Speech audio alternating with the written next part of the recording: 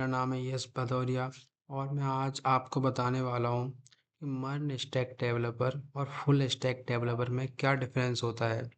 बहुत से लोगों का सवाल होता है कि मर्न स्टैक और फुल स्टैक में क्या डिफरेंस होता है।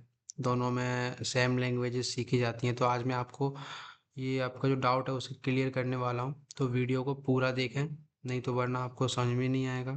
तो चलिए स्टार्ट करते हैं। Full stack developer. Full stack developer वो होता है जिसमें front end plus back end plus database सब मैनेज करा जाता है। तो आपको जैसे मैं बताता हूँ, सबसे पहले फ्रंट एंड क्या होता है। फ्रंट एंड वो होता है जो यूज़र को शो होता है। जैसे हम कोई वेबसाइट ओपन करते हैं, जैसे हमने कोई यूट्यूब ही ओपन किया, तो यूट्यूब में हमें शॉर्ट्स का ऑप्शन दिखता है, सर्च का ऑप्शन दिखता है, तो ये सब चीज़ें फ्रंट एंड से होती हैं। फ्रंट एंड में लैंग्वेजेस होती हैं HTML, CSS, जावास्क्रिप्ट। उसके बाद आता है सेकंड नंबर पे बैकएंड। बैकएंड होता है जो बैक में प्रोसेस करता है। जैसे हमने यूट्यूब पे कोई वीडियो प्ले करा, तो जो वीडियो प्ले हो रहा है ना, तो उसके पीछे जो एल्गोरिदम लगी हैं, उसके पीछे जो लॉजिक लगे हैं, वो सब बैकएंड के अंदर आते हैं।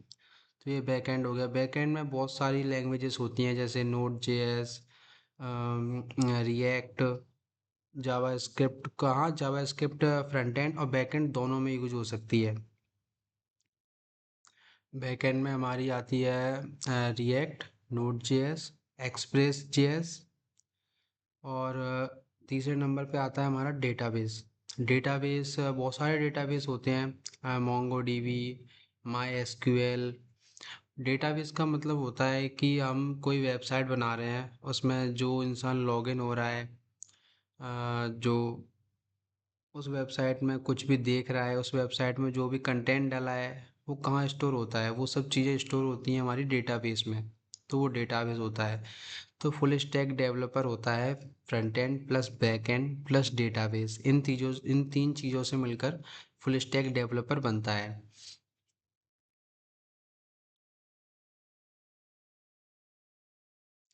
तो देखिएगा, ऐसे ये इसके लिए स्किल्स दी गई हैं। Front end, back and, database, ये सब जब कंप्लीट हो जाते हैं, तो हम किसी वेबसाइट को डिप्लॉय कर देते हैं क्लाउड पे, सर्वर पे, जिसे हम होस्टिंग कहते हैं।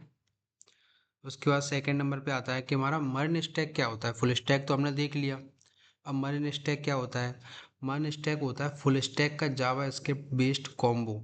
फुल फॉर्म इसका होता है मर्न स्टैक का। एम से होता है मोंगो डीबी डेटाबेस।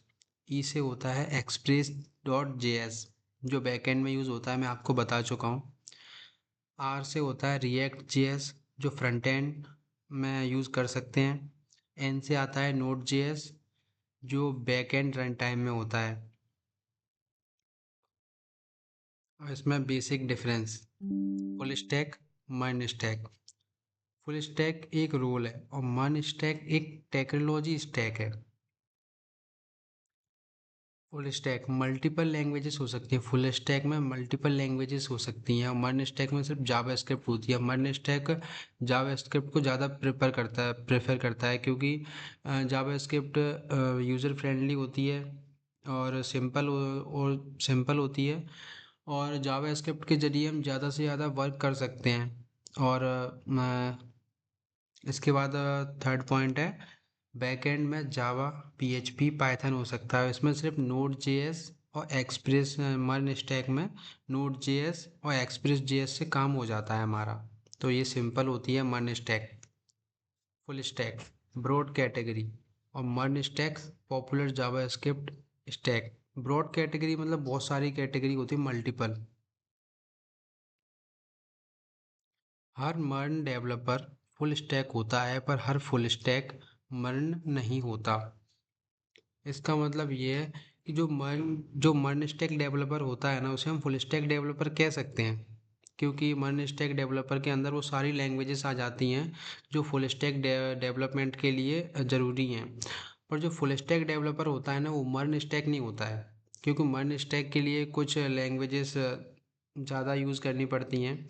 तो फुल स्टैक को हम मर्न स्टैक नहीं कह सकते, पर मर्न स्टैक को फुल स्टैक बोल सकते हैं। एग्जाम्पल से समझते हैं अपन। सोचो तुम एक गेम बना रहे हो।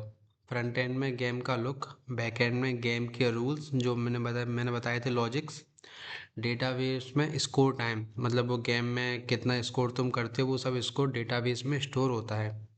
जो बंदा ये सब मैनेज करता है फुल स्टैक डेवलपर, अगर वो मर्न स्टैक यूज़ करता है, MERN developer,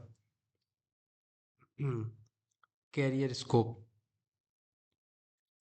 demand high for MERN developers. MERN stack development की ज़्यादा डिमांड होती है।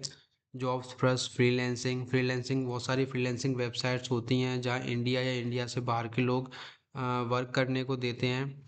तो वहाँ हम वर्क करके डॉलर में अर्निंग कर सकते हैं। स्टार्टअप को प्रेफर करता है। जो मर्न स्टैक डेवलपर होते हैं वो खुद का स्टार्टअप भी मतलब स्टार्टअप चालू कर सकते हैं। अच्छी सैलरी और ग्रोथ, इसमें मर्न स्टैक डेवलपर में करियर स्कोप बहुत अच्छा है, अच्छी सैलरी है और ग्रोथ है। तो बात ये आती है कि हमें कौन सा चूज़ करना चाहिए, मर्न स्टैक डेवलपमेंट या फुल स्टैक डेवलपमेंट। तो जो बिगिनर्स होते हैं, जो जिन्होंने कोडिंग स्टार्ट की है, पहले कभी कोडिंग पढ़ी नहीं है, तो बिगिनर्स को मर्न स्टैक बेस्ट रहता है, क्योंकि इसमें जेएस पे ज़्यादा ध्यान देना पड़ता है, सिर्फ एक लैंग्वेज पे। मतलब बहुत सारी लैंग्वेजों में ध्यान भटकाने की ज़रूरत नहीं है, सिर्फ आप जेएस पे फोकस करोगे तो पूरा मर्न स्टैक डेवलपर ये समझो कि आपने कर लिया। 50% आप पूरा हो जाता है अगर आप जेएस मतलब जावा स्क्रिप्ट को अच्छे से सीख लेते हो। और जो फुल स्टैक डेवलपर होता है वो अच्छा होता है, पर मल्टीपल लैंग्वेजेस उसमें होती हैं। तो जैसे हमें थोड़ी बहुत नॉलेज है पहले से कोडिंग की, तो हम चूज़ कर सकते हैं फुल स्टैक डेवलपमेंट। तो जो फाइनल कंक्लूजन निकल के आता है वो होता है फुल स्टैक होता है बड़ी कैटेगरी, मर्न स्टैक होता है पॉपुलर जावास्क्रिप्ट बेस स्टैक। तो ये आपके ऊपर डिपेंड करता है कि आप अगर बिगनर हो तो मर्न स्टैक चूज़ कीजिए मेरे हिसाब से, और अगर आप थोड़ी सी नॉलेज रखते हैं कोडिंग की तो आप बेशक फुल स्टैक चूज़ कर सकते हैं। दोनों ही ये फील्ड अपने अपने में बहुत बेस्ट हैं, और दोनों सिमिलर नहीं है, ज़्यादा डिफरेंस है नहीं इनमें। तो इसलिए आप कोई भी चूज़ कर सकते हैं, पर बिगनर्स के लिए मर्न स्टैक मैं प्रेफर ज़्यादा करता हूँ। Thank you. ऐसी और वीडियो देखने के लिए चैनल को सब्सक्राइब करें, या आपको कोडिंग से रिलेटेड कोई भी प्रॉब्लम हो तो आप मुझे कमेंट बॉक्स में बता सकते हैं। Thank you.